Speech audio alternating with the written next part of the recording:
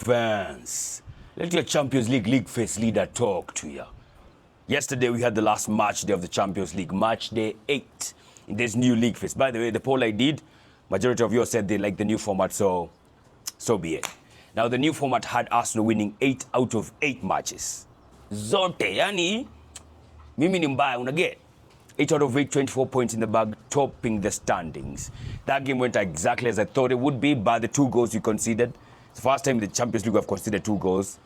But yeah, we beat Kairat Almaty. Kai Havertz had a good game. It was fantastic. He actually had a goal and 2 assists. Sensational. Quite some scintillating matches, quite some shocks. Bro, but none was more shocking than Benfica versus Real Madrid. Hiyo nayo ilikuwa legendary, bro. So much so that even the goalkeeper, Anatoly Trubin, scored a goal. The last time a goalkeeper scored a goal in the Champions League was, I think, back in 2023. And that goal was so vital because that meant it was a 4-2 win by Benfica, who did a comeback against Real Madrid, knocking Real Madrid out of the top 8. Now they're down to the playoffs. And as a result, Benfica are into the playoffs. Yo. Nimbaya. Yo.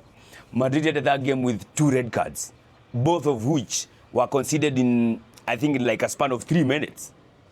That is some gang business, not gonna lie. Quite some shocks. Another shocker for me was Marseille failing to get to the playoffs. Like, honestly, I thought they would be one of the teams that would get to the playoffs. I was wrong. In fact, Opta, I think, also had them as one of the favorites to get to the playoffs. They did not get there, defying the odds. Same as Napoli. The defending champions of Italy did not get to the playoffs.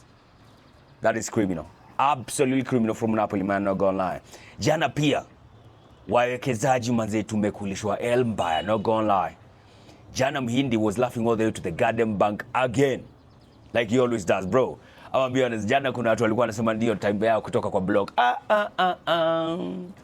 No. Kutoka kwa block, not so soon, bro. But I guess you can have another try today in the Europa League. But yesterday was just sensational, man. Some crazy matches. The Chelsea-Napoli game was quite interesting. Man City beat Galatasaray.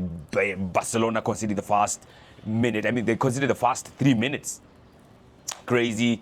I mean, but it was sensational. The league phase was entertaining. But 2 matches.